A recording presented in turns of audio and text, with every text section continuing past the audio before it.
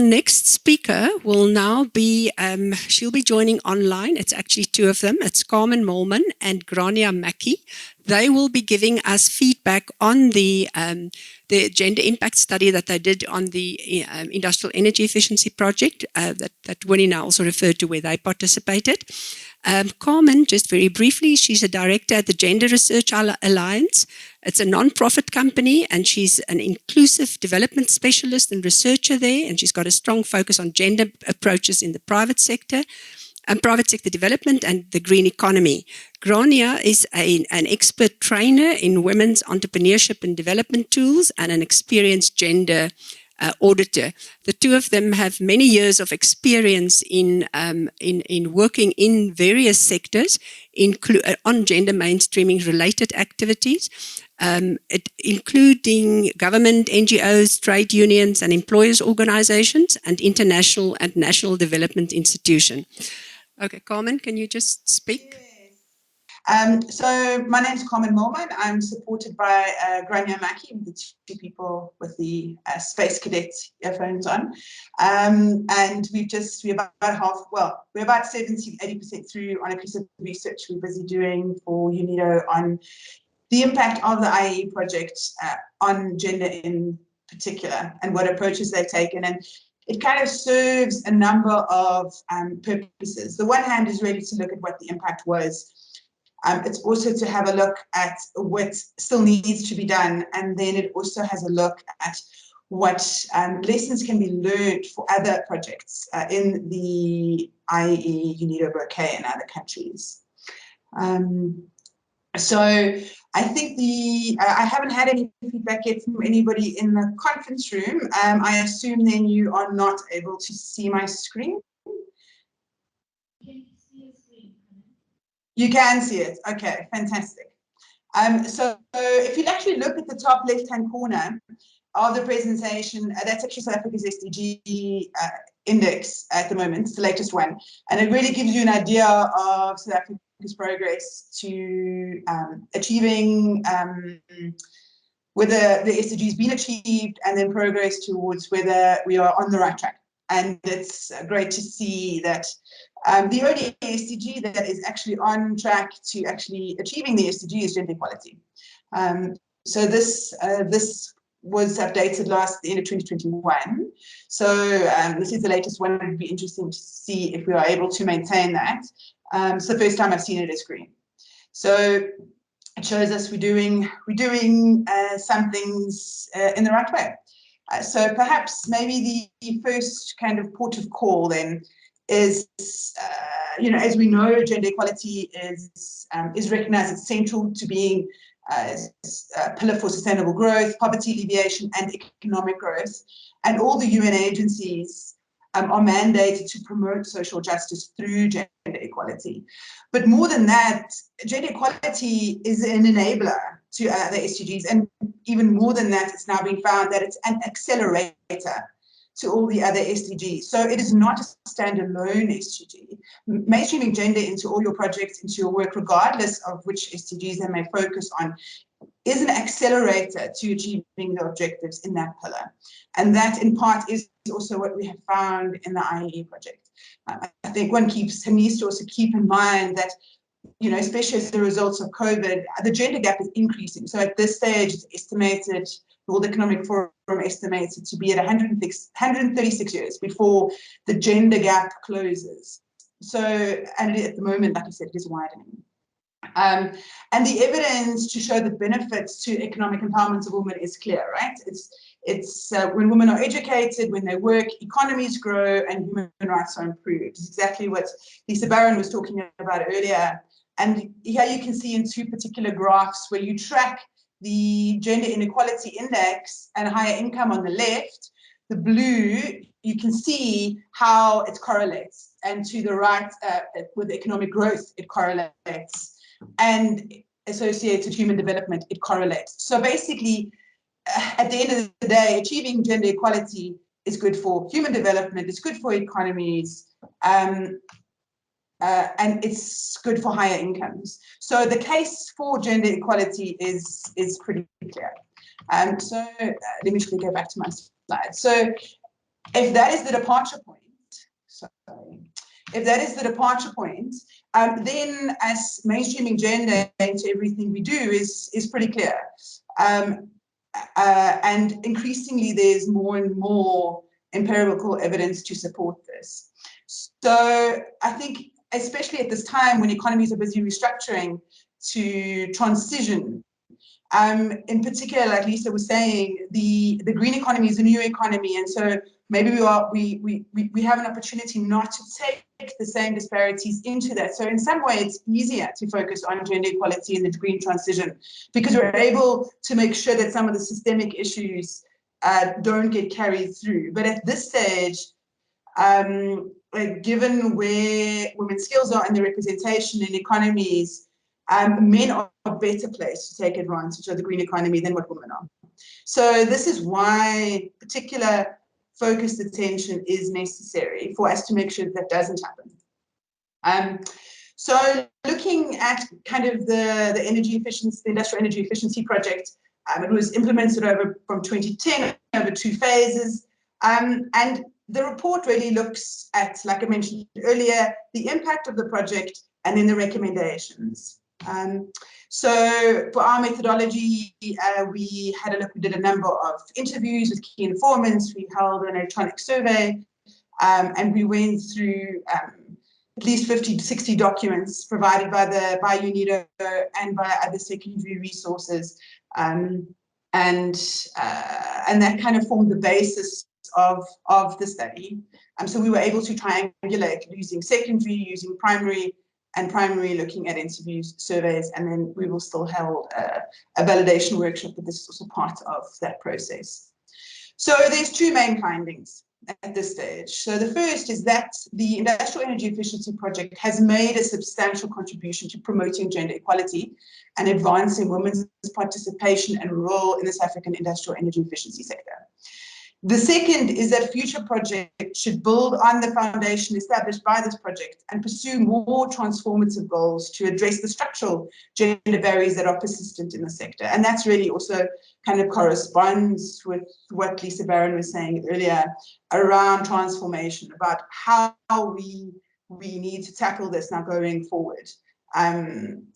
So this is a very useful kind of diagram to illustrate the approach that the project took. So we will be swapping between, on one hand, what the project did, what worked, what they did, and then what is now. And I think it is quite important to recognize that gender approaches have exponentially developed over the last 5 years. So what was good 5 years ago now is mainstream. It's what one would expect to see. It's not anything particularly exceptional.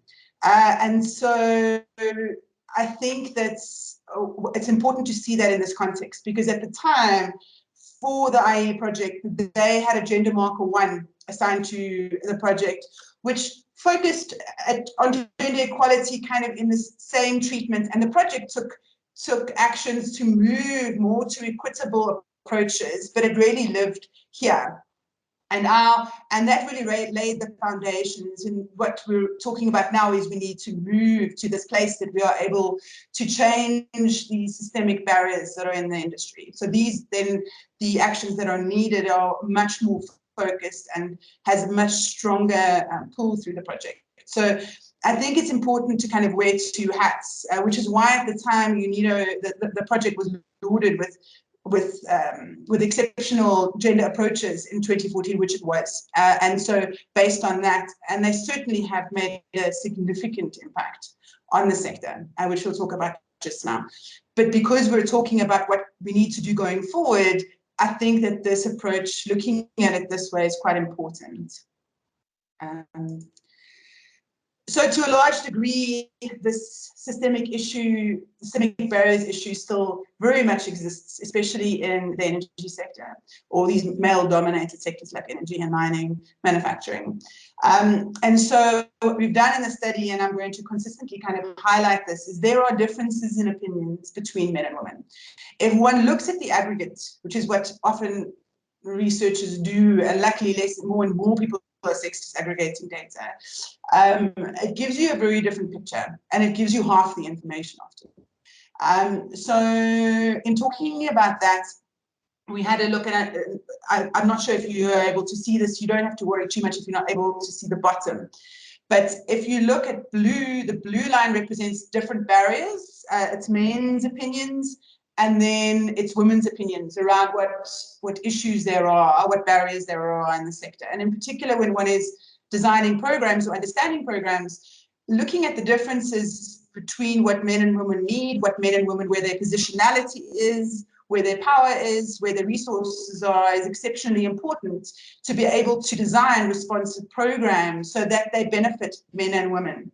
And so this diagram, which is also in the report, is a very useful tool to look at what areas in particular need to be looked at when it comes to women and how the differences of opinion are. And so there are a few things that are very interesting to highlight. You can see that this top one, that is around women in top leadership structures. This is about awareness of opportunities. This is lack of resources, this graph on this side. This is lack of time. So, and I mean, this is something that is often spoken of, but I don't think is spoken of enough, is that because of the reproductive roles that women play, we have less time. Women have less time. There's family responsibilities, whether it's looking after children, looking after elderly, whether it's other responsibilities. And there are differences between the perceptions of time, about how much time women and men have available to them. And here you can see the big difference.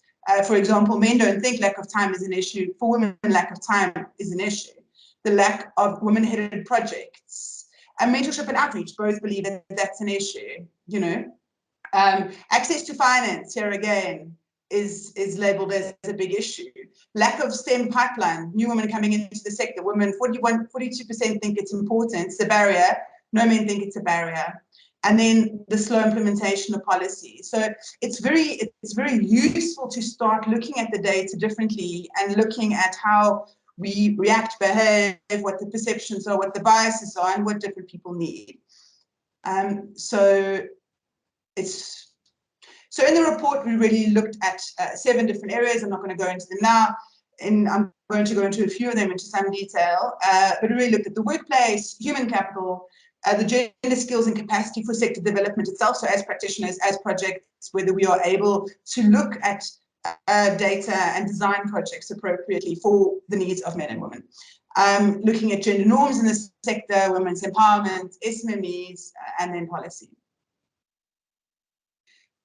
So I think the first thing, as was mentioned by Lisa, as well as Winnie, you know, South Africa government prioritise policies and programs intended to promote gender equality and empowerment.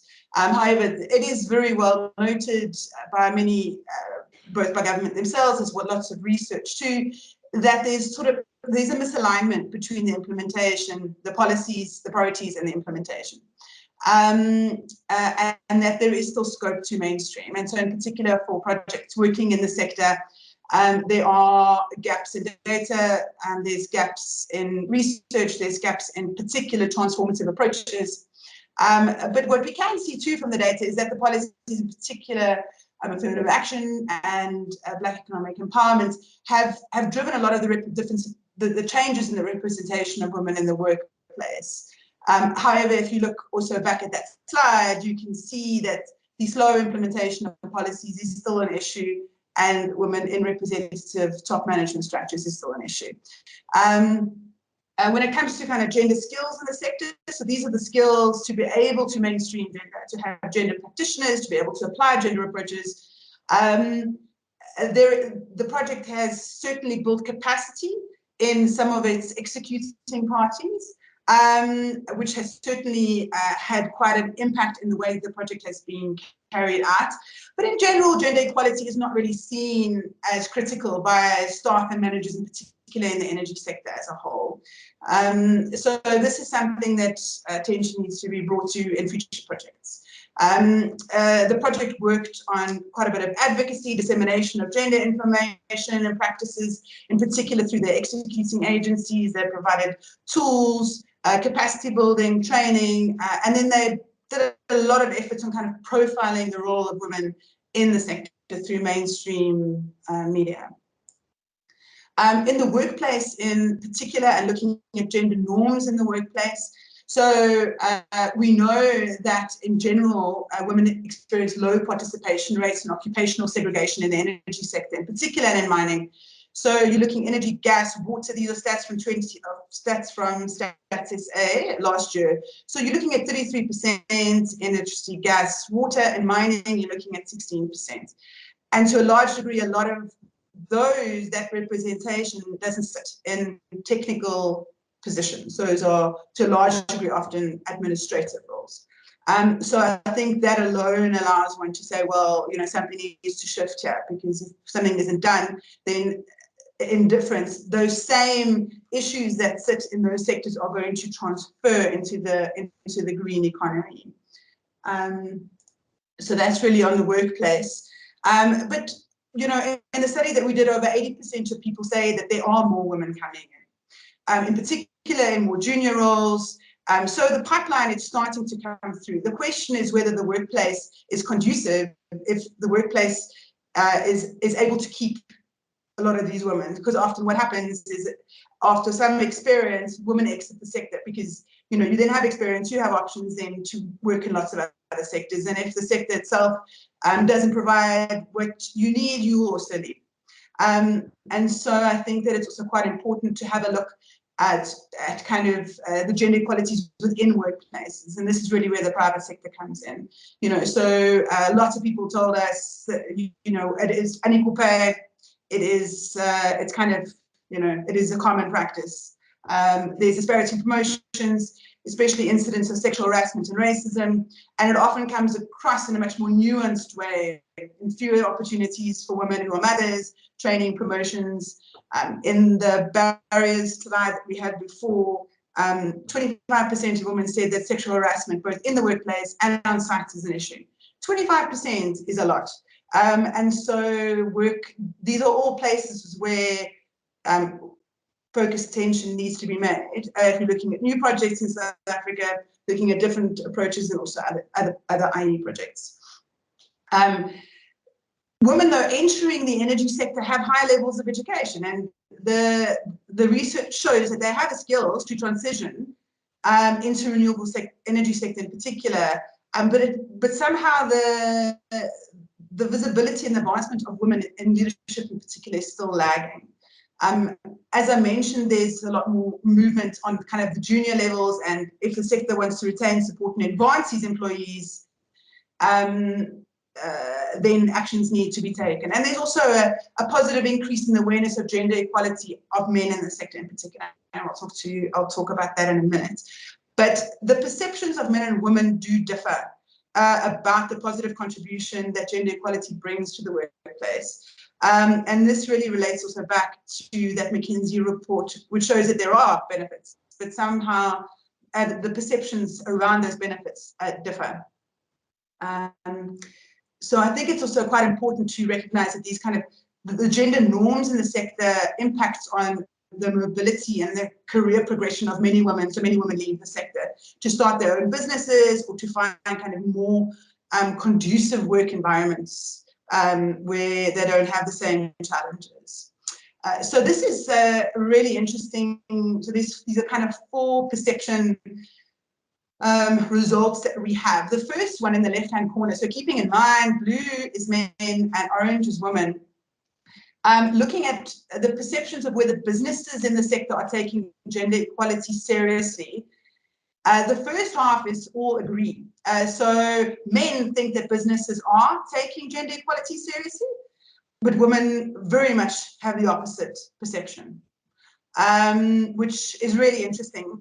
So there is a difference in perception, and to a large degree, it's likely that this is a result of the work that the project has done to change perceptions in its media.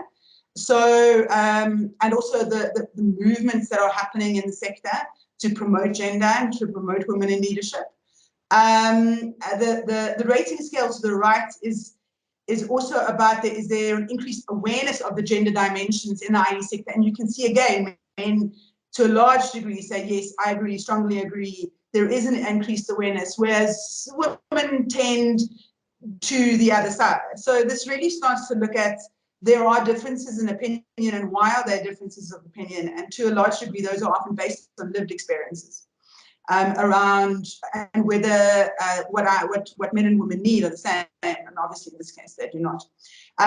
The bottom two slides really relate back to this issue of women and increases in productivity. And the first thing we looked at was whether businesses believe that employing women has had a positive contribution to their productivity. And you can see here, there's quite a big difference. Women think they do. 40% of women thought that they add value, a positive contribution to productivity. Men, yes, perhaps not so sure, not as strongly, but yes. And then looking at whether job opportunities, the kind of scale on the right is looking at whether opening job opportunities for women in the sector, it can increase productivity and reduce costs. And here you can see to a large degree that there isn't, women think that they do more than men do in general, but it's kind of out, it's out for the results to be drawn. So there's an opportunity to really build on those perceptions, to develop the case by demonstration, and to build the case studies around how employing women increases opportunities, increases productivity, reduces costs. Because those are really, we know the data says the opposite, but these are then really about what we really think about it, which is, and often what we think about things drives what we do. So to a large degree, the sector is still very male dominated, but it has changed significantly in the last 10 years, in particular in the last 5. It's mostly driven, in the study we found, it's mostly driven by policies, by the project itself has had an impact in that, global shifts to ECG funds, and finance, access to finance, which links into what Lisa Barron was saying earlier. Women are moving up into companies, moving up into positions of leadership, but it is slow. And there are more skilled women in the sector, and companies are starting to see the benefits of hiring women in their teams. And what we found is, in particular, in bigger companies. The smaller companies, not so much, but the bigger companies are starting to see the benefits. For the project, they profiled women's positions of leadership. They train, both technical, managerial, and career progression, which I'll get to in the next slide. And they demonstrated the benefits and skills of women in the IEC through their energy teams that went to companies, in particular the teams that went directly from the NCPC.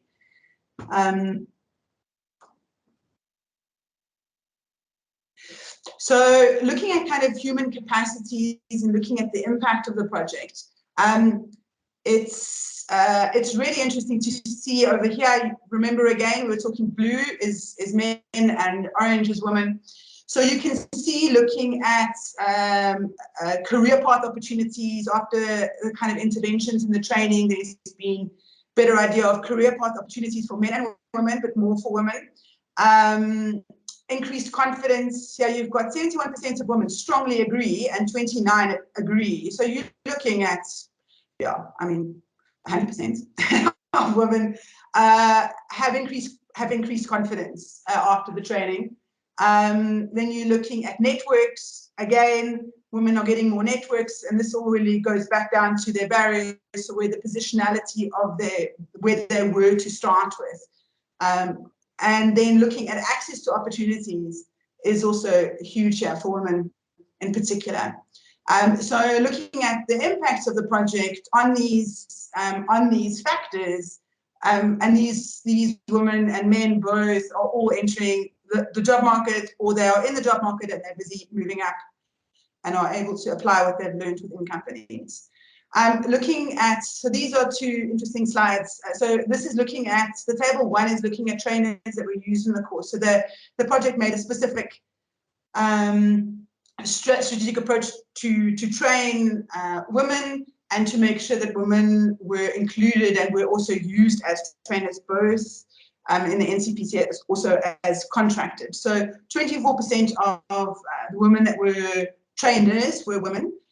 And what's really interesting looking at table 2 is we disaggregated the data based on kind of entry-level training, mid-level training. So these bottom 2, trainer and expert level, are both pretty high end, you can see that the pipeline of women that the project brought through, they're building that pipeline. There are more women than men. And then looking again at kind of management and technical levels. And I think what's important to look at here is also 40% of all the people, the women that were trained, the people that were trained were women. And if you then take that number back to the 33% representation of women in the energy sector, and most of that 33% would be in administrative roles, this pipeline will make a significant contribution.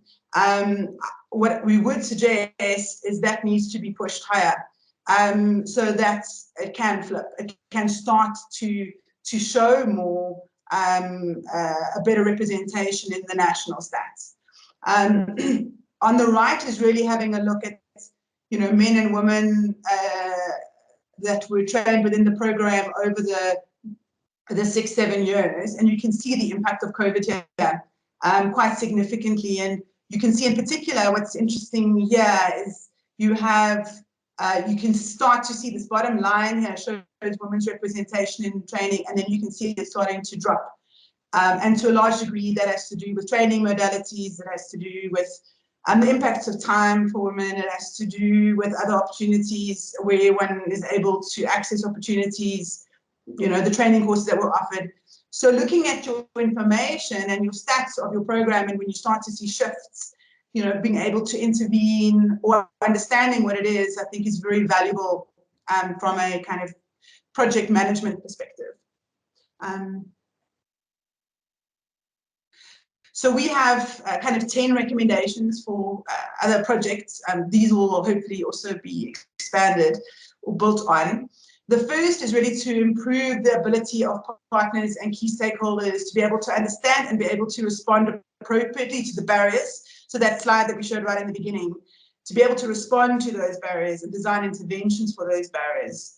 And that includes supporting all programming partners and coordination functions to be able to respond to those dimensions.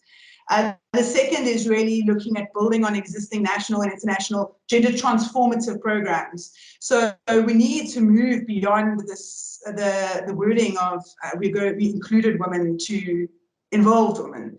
There's, it's not about being responsive, it's about being transformative. It's about changing the structural makeup so that the environment is conducive for women's economic empowerment and gender equality.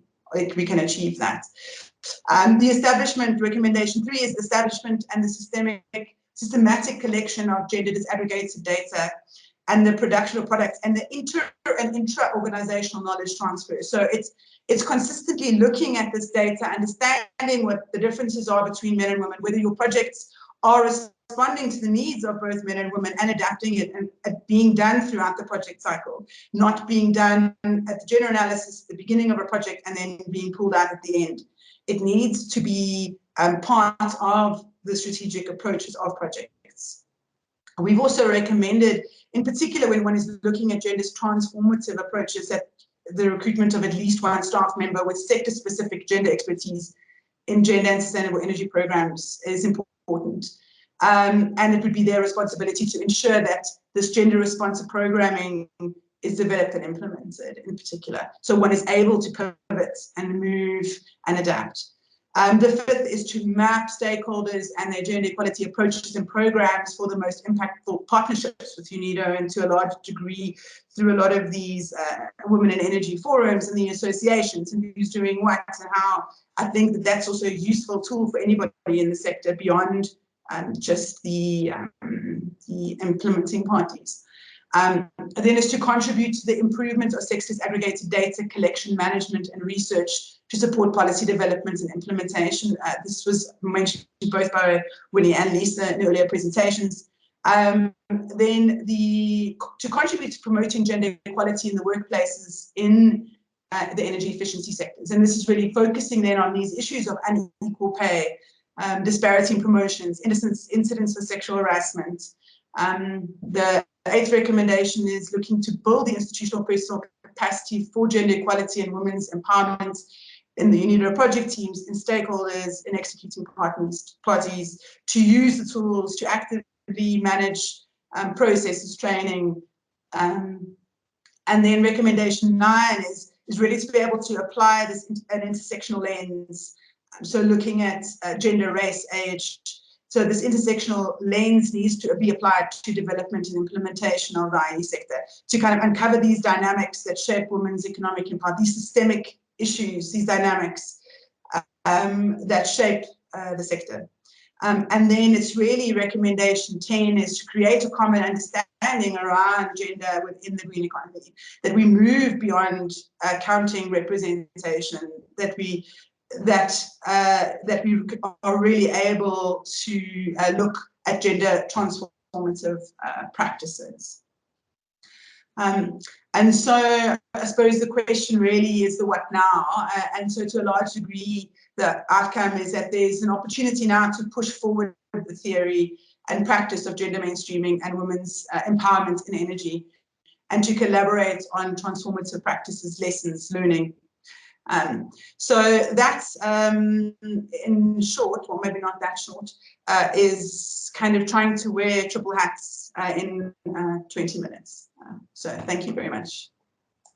Thanks very much. So in terms of what we're going to do going forward, as you now saw the last slide that Carmen had, that there is an opportunity to push forward now and to see how we can implement this, how we can work this into future programs, but also see what we can do in South Africa through the NCPC, where we've been having discussions. So what we are planning, this is very fresh, new information, which we will now process further. And then we are planning, in terms of a follow-up from this workshop or this session, is during Women's Month, we will have a session where we will invite a large group of people to participate and to help us look at what can we do going forward now that is practical, that we can implement and work through some of these recommendations that we will refine as a group between UNIDO and the NCPC.